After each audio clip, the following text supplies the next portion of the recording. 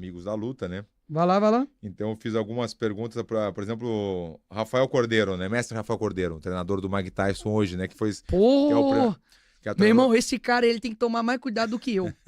Porque se ele der uma vacilada, velho, segurando ali, como é que chama? Puxar a manopla, meu irmão, você tomar um soco do Mike Tyson, irmão, pode falar, já era. Uma vez eu contracenei com o Mike Tyson num filme que a gente fez A gente fez um filme e a gente contracenou assim no Kickboxer Retaliation. E ele me deu um soco na pelvis, velho. Me deu um soco assim, mas pegou assim, mas eu até, na real, fiquei feliz, né? Sim. Olha que só um segundo, olha Vai, que vai. maneiro esse comentário aqui, cara, do Matheus Souza. Eu sou deficiente físico e saí de Rondônia pra conhecer o Nicolas Ferreira em Brasília. Ele me recebeu no meio da comissão de educação. Pô, Matheus, um abração pra você aí, cara. Ele mostrou... O pau tava quebrando, eu tava com o ministro da Educação aqui, ele apareceu com o meu livro, O Cristão e a Política, inclusive, eu vou te dar um de presente, tá? Eu não estava em casa, por isso que eu não trouxe, mas eu vou dar um presente pra você, O Cristão e a Política, pô, meu livro que eu falo sobre um cristão e a política, como que isso se converge, né? E virou best-seller e tal, e aí ele tava lá, levantou assim, eu olhei pra ele e falei, não, chega aí, pô. Vem cá. E ele entrou. Então, um abração aí, Matheus. É aquele que tu cumprimentou ele em pé, tu tava sentado? Foi, eu postei. Eu vou então fazer assim, ó, eu fiz, claro, várias pessoas, amigos meus, né, mestre Rafael Cordeiro, tu vai ver, eu vou dizer, mas esse é o primeiro, Rafael Cordeiro, mestre, obrigado por mandar a pergunta, mandou duas, tá? Mestre, né, mais conhecido como treinador do Mike Tyson, melhor técnico do mundo, né? Olha lá, ó. Tem uma pergunta para ele, campeão, que é a seguinte: deputado Nicolas, deputado novo, foi o garoto que mais teve voto na última eleição, quase 1,5 milhão de votos. É um dos mais novos, né, se não o mais novo na história do Brasil com tanto voto. Ele, com essa pouca idade, o que ele pensa dos jovens da idade dele se interessarem pela política assim como ele?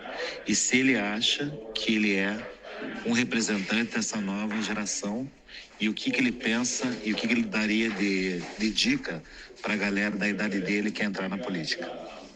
Show. Boa. Cordeiro, obrigado pela pergunta aí, que Deus te abençoe, e vou estar ligado lá na luta do Mike Tyson lá, e o Jake Paul. Adiou, né? Adiou um pouquinho. Adiou, não, mas vou estar ligado lá, se Deus quiser. Acho que vai. Vou torcer pelo menino Mike Tyson, mas Mike quase Tyson. 60 anos. O menino Mike Tyson. Mas olha, sobre a questão da juventude hoje em dia, eu acho que tem uma juventude muito diferente vindo, sabe? Hoje mesmo, para uns meninos de 12 anos, 13 anos, uma mãe ligou para a filha dela que tem 10 anos de idade. Eu fico assim, cara, quando que uma criança gostou de um político? Eu, sendo bem sincero, eu com 12 anos, eu tava ajudando o Goku a fazer Genkidama, cara. Eu tava... E vocês também, homens raiz aí que estão me vendo, né? Então, assim, eu não tinha nenhuma noção sobre política. E hoje os meninos já estão percebendo e principalmente se posicionando nos locais deles. Então, assim, na escola, na faculdade, e eles estão vendo que vale a pena. Ser conservador é uma aventura, cara. É muito bom. É muito diferente do que um cara de esquerda. O cara de esquerda, pô, acorda, bate palma pro sol, fuma maconha, não tem laço familiar, a vida é uma loucura, muitas vezes em bebedeira, não tem um norte moral. E a gente não, pô. Você criar uma família é fácil? Não, tá louco. Deus é uma aventura, irmão. É uma aventura. Mas é uma aventura muito boa. Mas é boa, isso que eu ia falar. É muito e melhor bom ainda quando você tem Deus, cara. Que ele, do mesmo jeito que ele chamou Abraão, ele chamou Abraão, sai da tua tenda, sai dos seus zonas de conforto, vem cá, né, pra você ganhar as nações, você vai ser pai de multidões e você vai ser um aventureiro. E da mesma forma, a gente é um aventureiro, cara. Poxa, minha vida é muito doida. Eu não preciso de nada pra poder ser feliz. Eu não preciso de uma reação química dentro de mim pra poder ser alegre. Então, acho que a juventude agora tá começando a entender isso. De que, opa, peraí. Essa coisa de toda hora, cultura woke, LGBT que não sei o quê, vai comprar uma roupa, tem aqui coisa política, chega na sala de aula, professor doutrinando, liga a televisão, é só putaria e sacanagem, abre o TikTok, é só sacanagem também, ideologia política, vai conversar com alguém, você não pode fazer uma piada, cara, tá chato.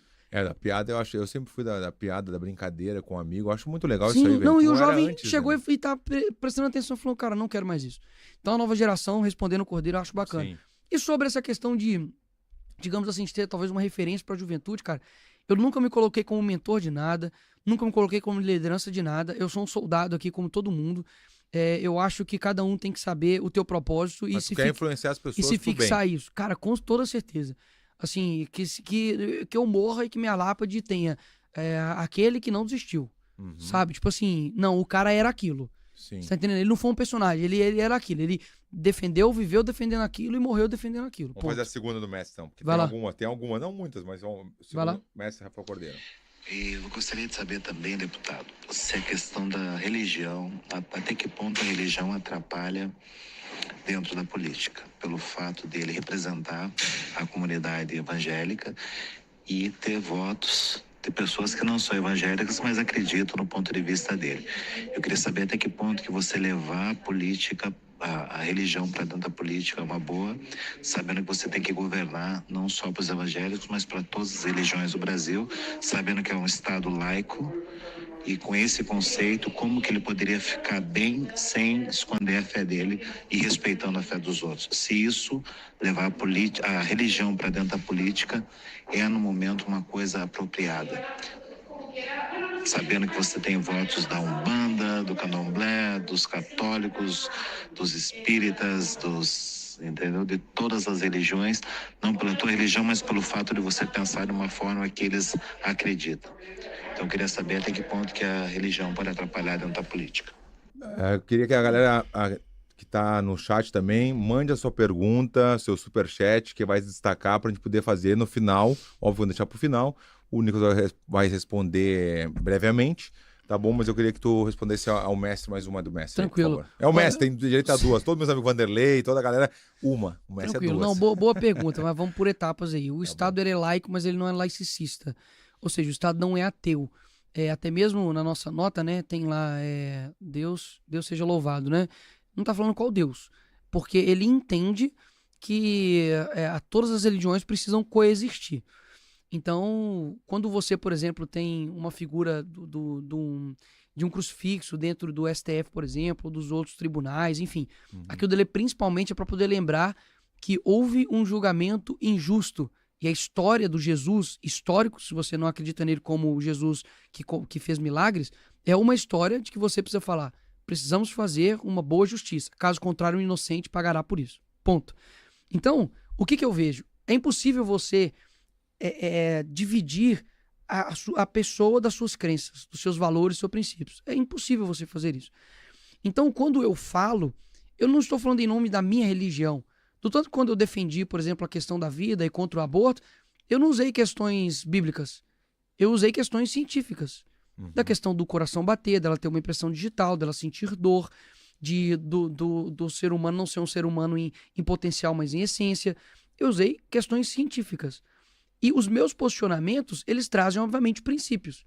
E eu não estou dizendo, por exemplo, que um ateu, que obviamente não acredita em Deus, ele não é cristão, que ele não possa ter essa mesma relação de ideias comigo. Por quê? Porque um ateu, ele mesmo sem acreditar em Deus, mesmo Deus não sendo o norte dele, porque ele não acredita, ele possui princípios, ele possui valores. Então você pode ter um ateu de direita, você pode, por exemplo, ter um homossexual de direita, como tem vários, inclusive vários me apoiam, né? Dizendo, não, Nicolas, o que você está dizendo sobre o movimento LGBT está correto.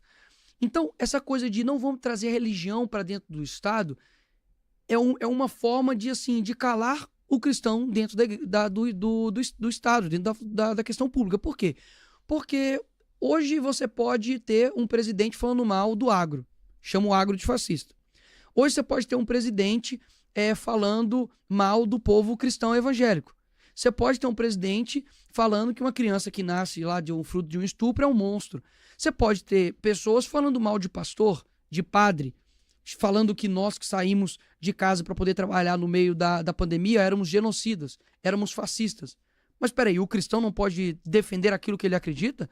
Eu nunca levantei uma Bíblia ali na tribuna, não. Eu nunca cheguei lá e falei, olha, pessoal, eu aqui sou cristão, servo de Deus. Opa, não. Eu estou falando ali como deputado e as pessoas acreditam nisso. E o Estado laico foi criado na Reforma Protestante, quando viu-se a necessidade de diferenciar igreja e Estado. Então eu nunca vou chegar lá e falar assim, olha, estou votando aqui porque... Não, eu estou votando porque há princípios e valores em mim que diversas pessoas, sendo cristãos ou não, também coadunam. Isso aí é uma falácia, não do mestre, tá? Eu digo assim, utiliza-se isso para poder calar os cristãos dentro do ambiente público. Agora, que também não tem pessoas que usam da religião como trampolim para chegar lá, aí não é nada novo debaixo do sol, né?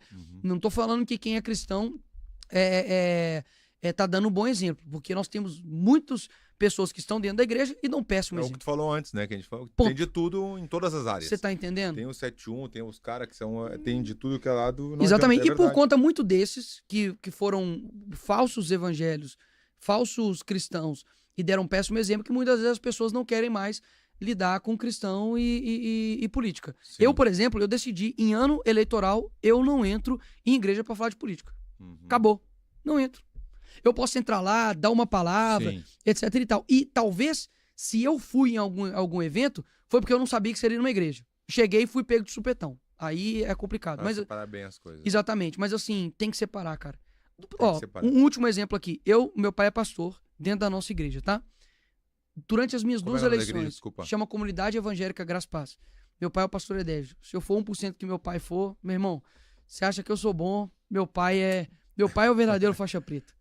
Meu pai é o faixa preta, espiritualmente, intelectualmente. Isso é legal, né? Intelectualmente falando. Minha mãe também, obviamente, da mesma forma. E nas duas eleições minhas, Verdun, meu pai nunca chegou lá pra igreja e falou: gente, aqui é meu filho, vota nele. Cara, eu sou filho do pastor, presidente da igreja. Entendi. Nunca. Meu pai simplesmente me chamou, perguntou se tinha outro político, candidato dentro da igreja, e falou assim: vem cá que nós vamos orar por vocês. Ponto. Acabou. No último dia, antes das eleições. Boa. Então esse é o exemplo que eu tenho de como lidar com isso dentro da igreja.